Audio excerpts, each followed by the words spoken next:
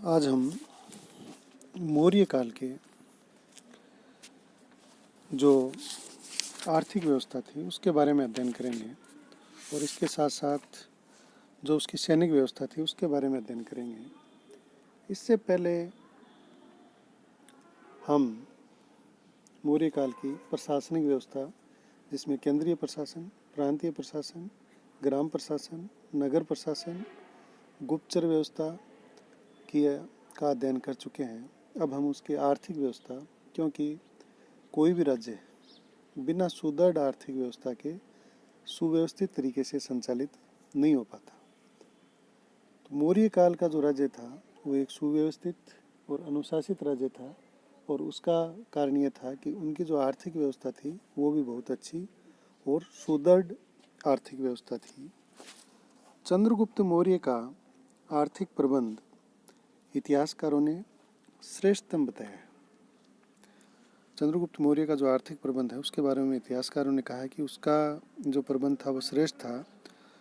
जैसा अपन केंद्रीय प्रशासन में पढ़ चुके हैं, समाहर्ता राज्य का आर्थिक विभाग का प्रमुख था, जो अन्य अधिकारियों कर्मियों के सहयोग से विभिन्न प्रकार के कर वसूल करवाता था और राज्य के आय के भिन्न भिन्न स्रोत थे। केंद्रीय प्रशासन में आया है कि समाहर्ता जो था वो राज्य की जो भी कर थे उनका निर्धारण करना, उनको वसूल करना, अन्य जो राज्य के कर्मचारी थे उनके सहयोग से वो ये कार्य करता था।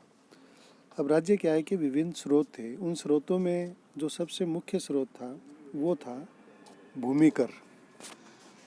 भूमि की आय से जो कर प्राप्त होता था उसको बहाक कहा जाता था। कर से की भूमि पर दो प्रकार के प्रमुख कर थे, यानी भूमि की आय से जो भी कर प्राप्त करते थे उसको भाग कहते थे, और ये भी दो प्रकार के होते थे। जो पहला था वो था सेतु कर। सेतु कर फल, सब्जियों, कंद मूल, फूलों पर लिया जाता था, यानी फल, सब्जी, कंद मूल, फूलों पर जो कर लिया जाता था उसको सेतु कर कहते थे। वन कर, वन्य उपजों से जो भी आय होती थी उसको वन कर कहते थे। और प्राय भूमिकर उपज का 1/2 भाग, यानी जितनी उपज होती थी उसका आधा कृषक को भूमि के कर के रूप में देना पड़ता था। कभी कभी ये 1/4 भाग भी वसूल किए जाने का उल्लेख है। तो सबसे जो मुख्य कर था वो भूमि कर था और इसको भाग कहा जाता था, और भाग मुख्यतः 1/2 और कभी कभी 1/4 तक भी लिया जाता था। ये भी दो भागों में था, एक सेतु कर, दूसरा वन कर। दूसरा जो आय का मुख्य स्रोत था वो था आयात निर्यात कर। आयात कर को उस समय प्रवेश्य कर कहते थे और निर्यात कर को उस समय निष्क्राम्य कर कहा जाता था। आयात कर 20% वसूल किया जाता था और विदेश व्यापार हेतु सभी सुविधाएं प्रदान की जाती थी, यानी जो भी विदेशी यहाँ पर व्यापार करना चाहता था उसको सभी सुविधाएं दी जाती थी। और आयात का जो कर है उस पर 20% वसूल किया जाता था, जिसको प्रवेश्य कर कहते थे।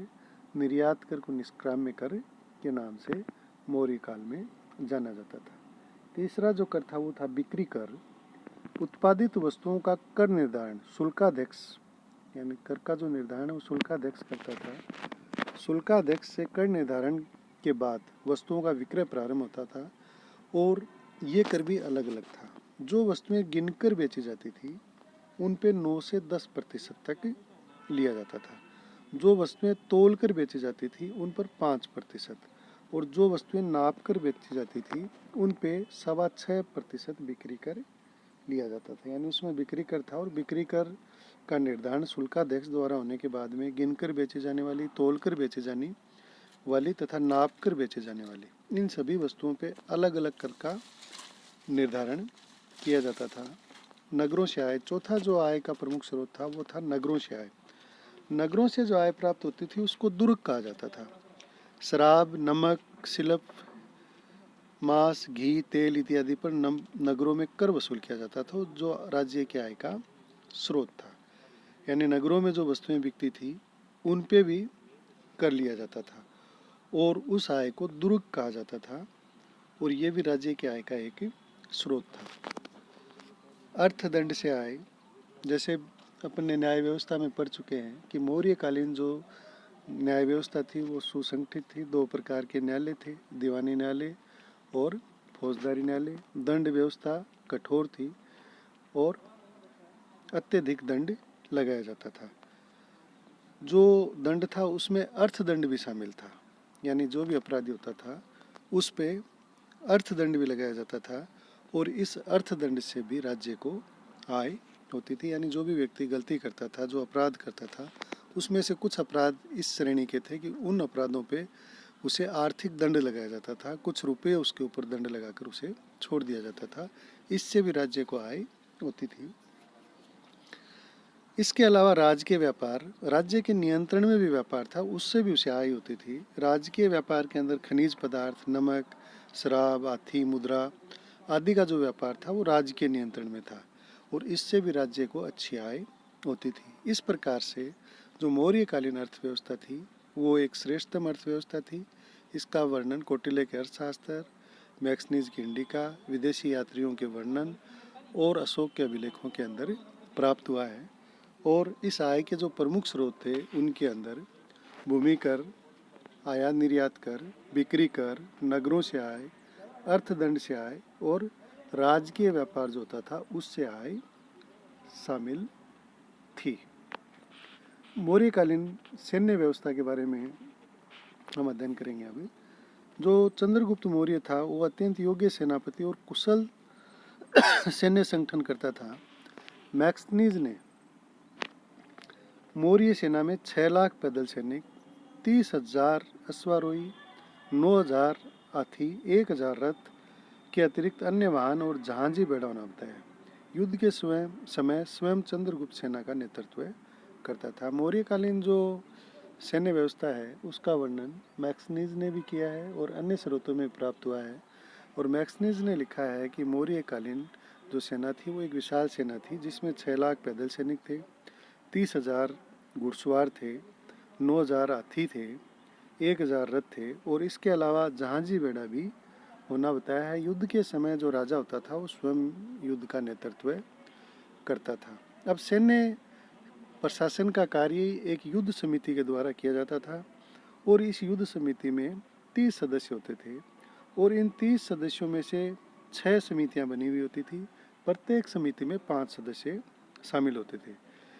ये समितियां पैदल सेना से संबंधित, घुड़सवार सेना से संबंधित, हाथी सेना से संबंधित, रथ सेना से संबंधित, नौसेना से संबंधित और सैन्य परिवहन व रसद आपूर्ति।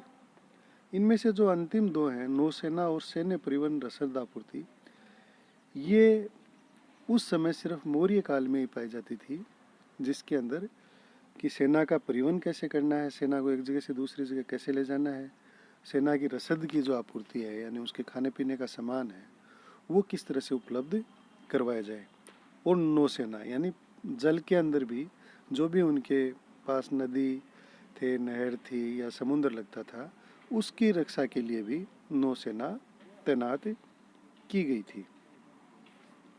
सैन्य प्रशिक्षण, अभ्यास, सैनिकों का वेतन, सैनिकों के कर्तव्य दायित्वों के लिए अर्थशास्त्र में कौटिल्य ने व्यापक नियम निर्धारित किए हैं। इसके अलावा सेना को किस तरह से प्रशिक्षित किया जाए, उसे क्या वेतन दिया जाए, सैनिकों के क्या क्या कर्तव्य हैं, क्या क्या दायित्व हैं, इन सब का निर्धारण भी कौटिल्य ने अर्थशास्त्र में किया है। कहने का अर्थ है एक सुव्यवस्थित सैन्य व्यवस्था उस समय थी। तलवार, धनुष, बाण, भाले। मौर्यों के काल में जो शस्त्र थे उनमें मुख्य थे तलवार, धनुष, बाण और भाले। और सुरक्षा के लिए कवच, सिर पे लगाने के लिए कवच और ढाल, ये चीज़ें सुरक्षा के लिए थी। सैनिकों को नगद वेतन दिया जाता था, यानी बहुत सी जगह पर सैनिकों को नगद वेतन की जगह भूमि के भाग दे दिए जाते थे, लेकिन मौर्य काल में सैनिकों को नगद वेतन दिया जाता था। श्रेष्ठतम सैन्य कर्मियों को पुरस्कृत किया जाता था। जो सैन्य कर्मी अच्छा काम करते थे उनको पुरस्कृत भी किया जाता था। इस तरह से मौर्य काल का जो सैन्य प्रशासन था वो श्रेष्ठतम था। वी ए स्मिथ ने लिखा है कि ऐसा सैन्य संगठन अन्यत्र पाया जाना दुर्लभ है। यानी जो विदेशी इतिहासकार हैं उन्होंने भी मौर्यकालीन जो सैन्य संगठन था उसकी प्रशंसा की है और ये कहा कि इस तरह का सैन्य संगठन उस समय अन्यत्र पाया जाना दुर्लभ था। इसके अलावा जो उनकी आर्थिक व्यवस्था थी वो भी बहुत अच्छी थी। आय के जो स्रोत थे वो भी बहुत थे, जिसके कारण राज्य का जो संचालन है, राज्य का प्रशासन का संचालन है, चाहे न्याय व्यवस्था का संचालन है, चाहे सैन्य व्यवस्था का संचालन है, वो आसानी से किया जा सका था। धन्यवाद।